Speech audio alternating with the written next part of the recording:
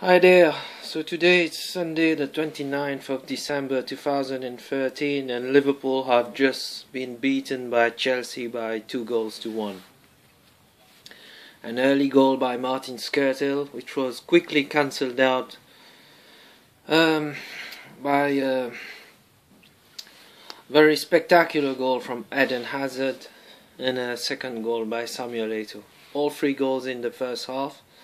So Liverpool got beaten twice in 3 days after losing 2-1 against Manchester City.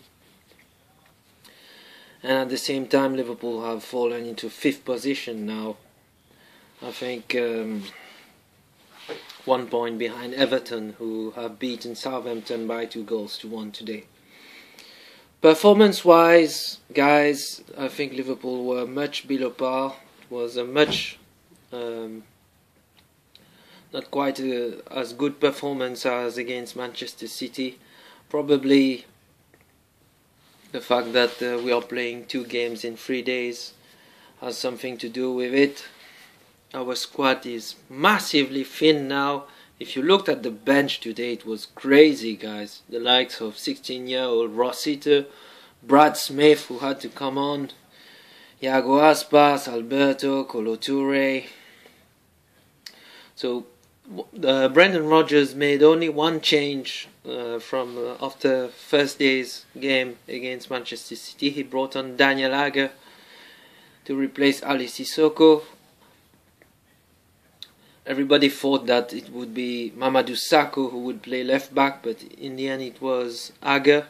He kept the same formation, 4-1-3-1 formation, I think, with Jordan Henderson and Joe Allen playing just in front of Lucas, 1 and 2, and Sterling and Coutinho providing support for Luis Suarez. Luis Suarez was very quiet today. That's not to say that he was playing badly, but as you all know, like I told you before, since the last few weeks, Jose Mourinho has adopted a very defensive-minded tactics for his last few games, because he realized that his strikers are not that great. So he's grinding out the 1-0 wins, and today he got the win against Liverpool. The bad news, guys, is that Joe Allen is out. Don't know for how long, and also Mamadou Sakho. Both seem to have pulled up their hamstrings, and tomorrow we'll have a clearer idea of how long they will be out for. Usually hamstrings is for 4 to 6 weeks out. So it would seem that Daniel Agger will come back now. Not much to say else, guys. The second goal, when Samuel Eto'o scored, I think it was bad defense again. It was Oscar on the right wing, and he tried to cross the ball first, but it was blocked, and a lucky rebound from Sakho on his second cross from Oscar.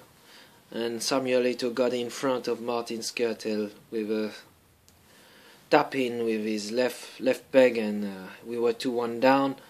The first goal was a goal by Martin Skrtel. I think it was a corner. Luis Suarez got in front of Ivanovic with a header.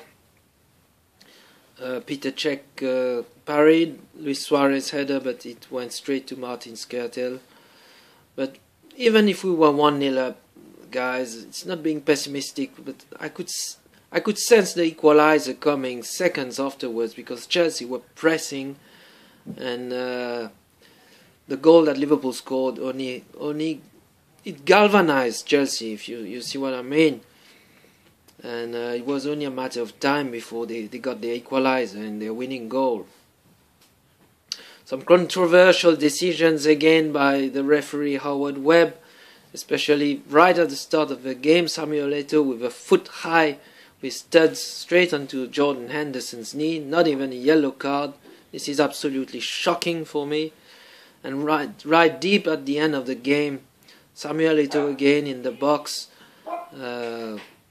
with a clear foul on a stupid foul, in fact, on Luis Suarez in the box, and Howard Webb was right in front of the eyes of Howard Webb, who gave absolutely nothing.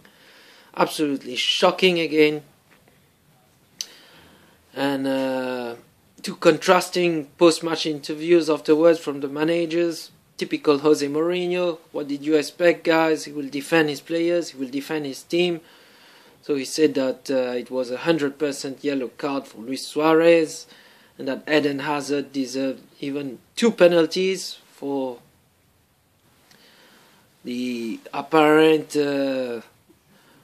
foul that Lucas made on Eden Hazard. And he said that Luis Suarez is simply a diver. It was 100% yellow card, like I said, for Luis Suarez. I think, to be objective and without being biased, it was completely the opposite that should have happened. Luis Suarez should have got a penalty,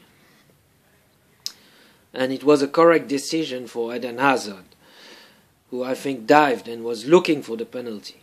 But anyway, I'm not trying to find excuses. Fair play to Chelsea, well done to them. I think in the end they were a little bit more stronger in terms of squad depth and in terms of motivation, energy, just about everything. I think Liverpool were running a bit out of steam. The likes of Joe Allen, when you see hamstring injuries coming up like this with 2 games in 3 days, and when you look at the bench again today, you can see that the squad clearly lacks not only quality but lacks depth also. So now all eyes on the January transfer window. There's a game before on Wednesday against Hull, which is a must-win game. So we're still in with a very good chance for top 4.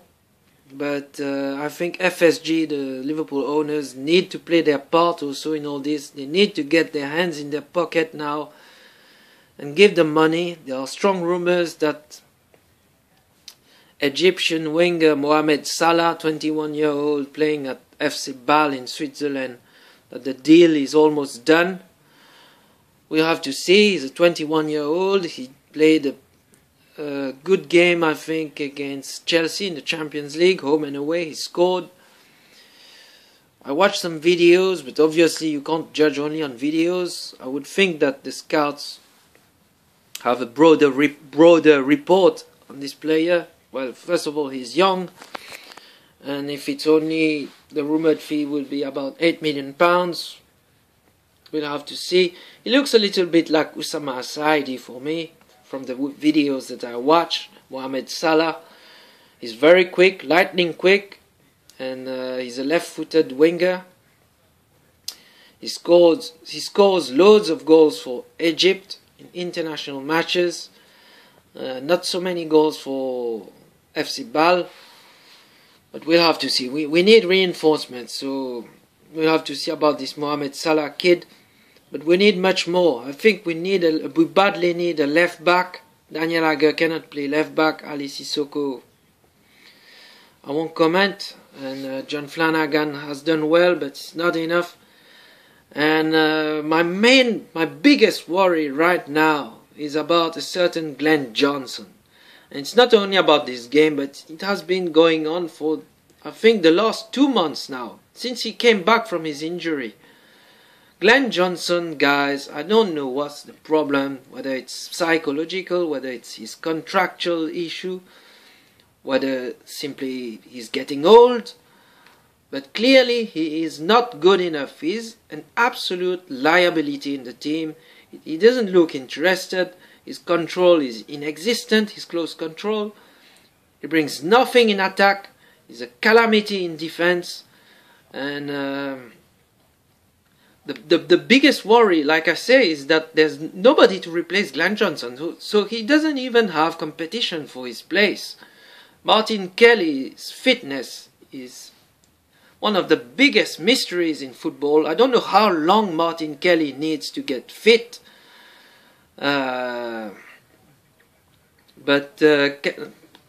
Likewise, can it be worse with regards to Glenn Johnson? Try to put Martin Kelly, or where the hell is this Thiago Lloris kid? I've heard rumours that he's lightning quick. Just try him there. I think it cannot be worse than Glenn Johnson right now. Clearly, Glenn Johnson is a massive liability for the team right now. I think it's about time also to put Kolo Touré back in the team. Like I said, Mamadou Sakho looks to have pulled his hamstring, so it will be a minimum of 4 to 6 weeks out. This is usually the timeline for hamstring injuries. Because for me, the partnership which hasn't been tested at all, aside from the Aga-Sakho, but there's this issue of playing two left-footers. But we've never seen Kolo Touré and Mamadou Sakho playing at the back. I would have it would have been interesting to see a partnership of Sakho and Touré, but it won't be soon before we see this, because Sakho will be out for some time now. I would think that Daniel Agger will come back now, and I think Martin Skrtel needs a little rest, to be fair. He was a bit at fault for the for the Samuel Eto'o goal today. So the other results didn't go our way, as you have realized. Manchester City, Arsenal and Everton all won. United and Tottenham have closed the gap completely. They are only 2 points behind Liverpool now, or even 1 point, I don't know. It's all very tight at the top of the table. The fixtures are easier now, but we need reinforcements, guys. The squad is too thin. In terms of depth and quality, again, we lack depth, we lack quality. The positives about this game, I thought Raheem Sterling had another nice game. He seems to be getting better and better. Long may it continue. Jordan Henderson, Brendan Rodgers said that both Joe Allen and Jordan Henderson were playing only at 70%, but I think he started slowly but ended up strongly, Jordan Henderson. Luis Suarez didn't have a sniff in this game, but this is credit to Jose Mourinho's defensive tactics. Luis Suarez was 100% controlled in this match, aside from the penalty incidents. But we can't blame Luis Suarez. I don't think he played badly, but it's more a case of Chelsea controlling him well today. Anyway, fair play to Chelsea, well done. And let us hope now that Liverpool bounce back with a run of 4 to 5 wins in a row. This is badly needed. Like I said, I think we're still in with a good chance of finishing the top 4, but we need to grind out the results now. We need the next 4 games. I think it's against Hull, Aston Villa, Stoke, and I hope that we do well also in the FA Cup. That I would like to see Liverpool do a good run in the FA Cup, because it's all about silverware also, and all eyes also on the January transfer window. So I'll leave you there, guys. Drop your comments. Don't get too disheartened by what happened. It was a bit expected, but I think against City we could have at least have got a draw, but today I think the defeat is a fair result in the end. Performance-wise, was nowhere near the one against Manchester City. I will put this down to tiredness, I think, and to lack of squad depth. So let us see and hope for the best for this new year. Happy New Year to all of you guys for this coming new year, and let us hope that Liverpool bounce back now. Alright, take care, leave your comments, and please subscribe also. Take care, guys. Bye.